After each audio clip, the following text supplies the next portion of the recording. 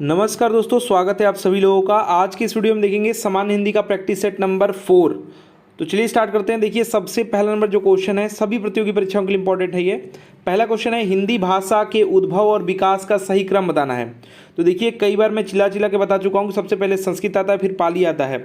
तो देखिए, संस्कृत सब में है, संस्कृत सब में है, डी वाले में नहीं है, यानी कि इसमें से जो है ए बी सी में से ही कोई सही उत्तर होगा। तो संस्कृत के बाद पाली आता है, तो संस्कृत के बाद प्राकृत दे दिया है, काट दीजिए, संस्कृत और पाली सही है।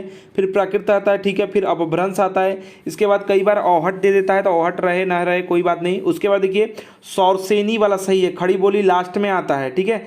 तो ये आपका ऑप्शन नंबर ए हो जाएगा, संस्कृत, पाली, प्राकृत, अपभ्रंश, सौरसेनी, फिर पश्चिमी हिंदी, फिर खड़ी बोली। तो ये क्रम बिल्कुल ही सही है, देख लीजिए, ठीक है, बहुत इंपॉर्टेंट है ये। इसी में से कई ठो गायब करके क्रम में लगाने के लिए दे देता है। नेक्स्ट देखिए, प्रति वर्ष कौन से दिन दोस्तों जो है हिंदी दिवस के रूप में मनाया जाता है। 14 सितंबर 1949 को दोस्तों जो है राजभाषा हिंदी को और राज जो है लिपि, ये बात करेंगे तो देवनागरी लिपि को दोस्तों जो है बनाया गया। और अनुच्छेद है 343, याद रखिएगा, 343 अनुच्छेद में उसको बताया भी गया है। राष्ट्रीय हिंदी दिवस इसीलिए मनाया जाता है 14 सितंबर को, और विश्व हिंदी दिवस आ जाएगा तो याद रखिएगा 10 जनवरी। नेक्स्ट देखिए यहाँ पर, सारंग ले सारंग चली कई सारंग की ओट, सारंग छीनो पाई के सारंग कई गई चोट। इसमें आपको अलंकार बताना है।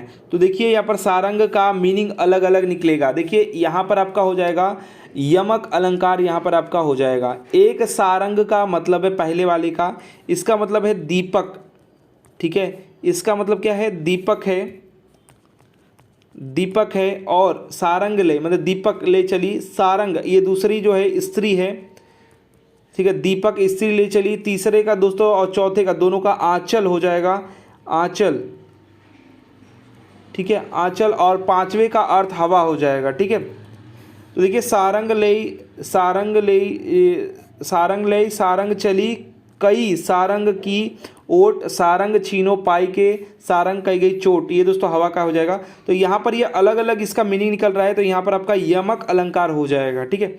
जितना आप एग्जाम्पल्स करेंगे उतना यहाँ पर सही हो जाएगा। नेक्स्ट देखिए 4 नंबर, खिली हुई हवा आई फिरकी सी आई चली गई।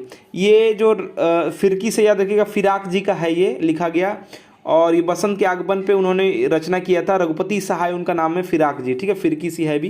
तो सी से क्या मतलब, इसका कौन सा अलंकार होगा पूछा जा रहा है, तो उपमा अलंकार, इस्सा सी ये सब कर देता है उपमा में, ठीक है, उपमा दिया जाता है। उत्प्रेक्षा में क्या होता है, मनहु मनहु जनहु।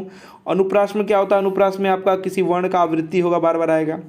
नेक्स्ट देखिए, अटकोना में बताना है कि कौन सा समास होगा। अटकोना में 8 कोना है, मतलब इसका मतलब, ठीक है, यानी इसमें दोस्तों जो है संख्यावाची शब्द होने के कारण यहाँ पर द्विगु समास हो जाएगा। कौन सा होगा, द्विगु हो जाएगा, ए राइट आंसर हो जाएगा। बहुब्रीहि क्या होता है, ये पर्यायवाची होता है, द्वंद्व होता है, माता पिता, मतलब बीच में योजक चिन्ह लगा रहेगा, दिन रात ऐसे रहेगा।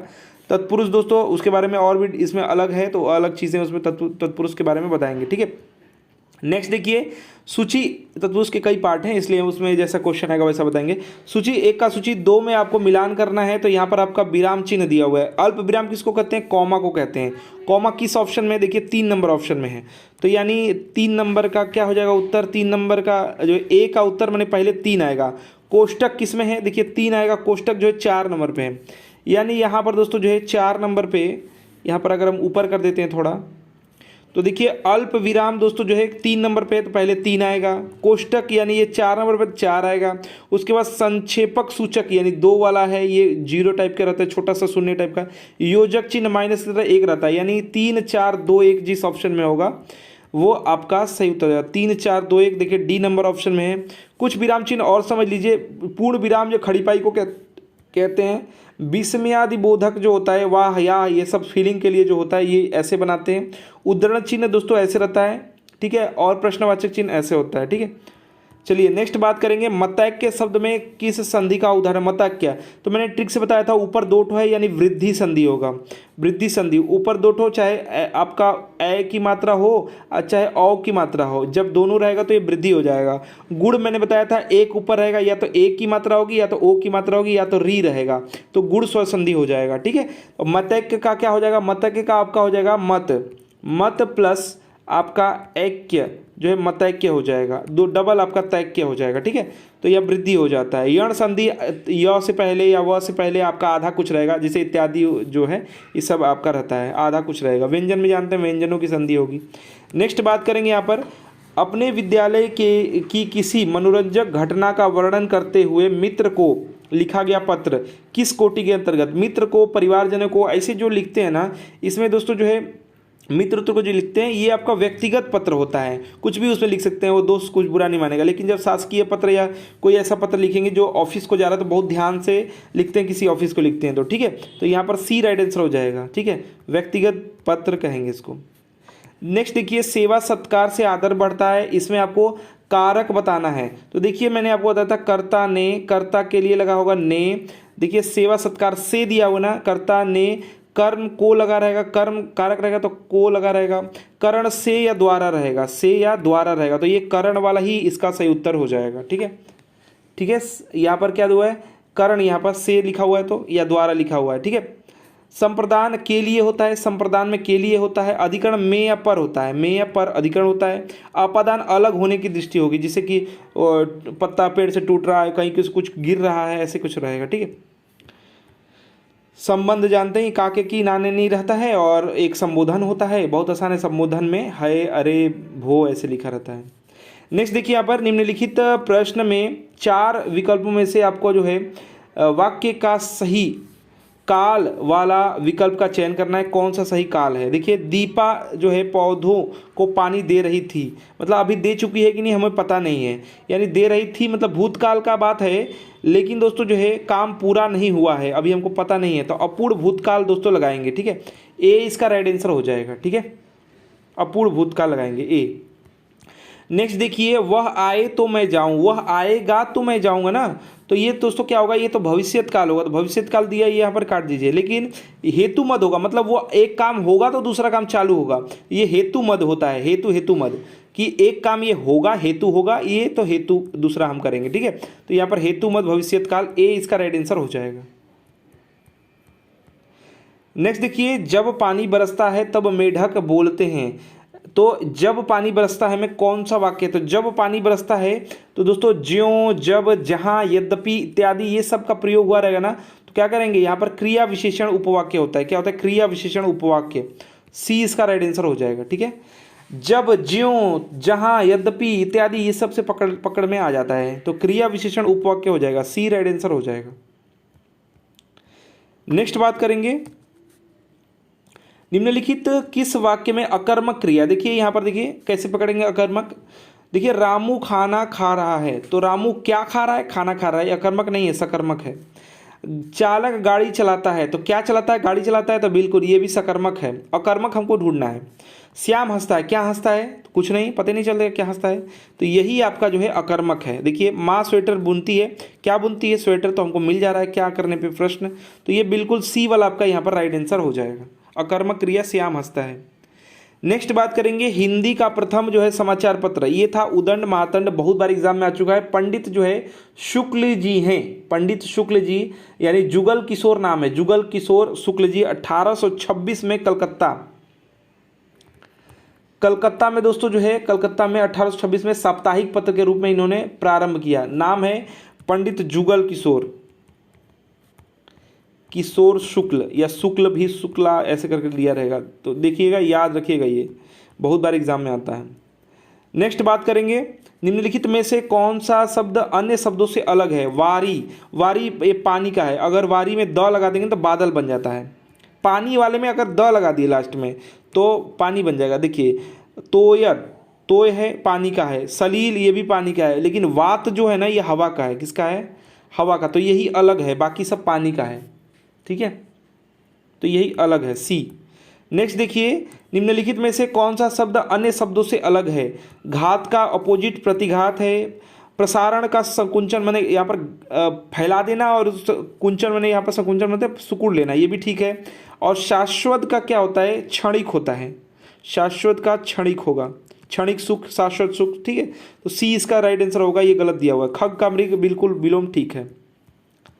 नेक्स्ट बात करेंगे, परवाची की दृष्टि से एक युग्म अशुद्ध है, गलत वाला बताना है। गंगा को जाह्नवी कहते हैं, ठीक है।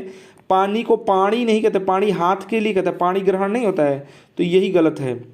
ग्री को सदन कहते हैं, आलय कहते हैं, ये सब सही है। मयूर को केकी कहते हैं, ये भी सही है। तो ये जो है अशुद्ध वाला यही है, पानी का पानी कर दिया है, ठीक है।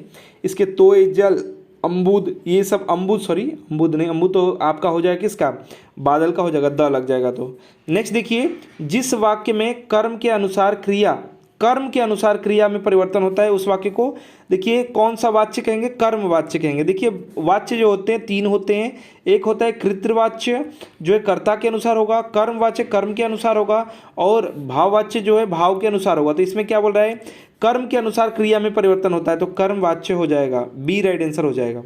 नेक्स्ट देखिए, गणना और गणना ये वाला है और एक गणना है, इसका आपको अर्थभेद बताना है। इस गणना का मतलब होता है कैलकुलेशन करना, गिनती करना, और इसका मतलब होता है आंखों में गड़ना, चुभना, ठीक है। तो बी इसका राइट आंसर हो जाएगा।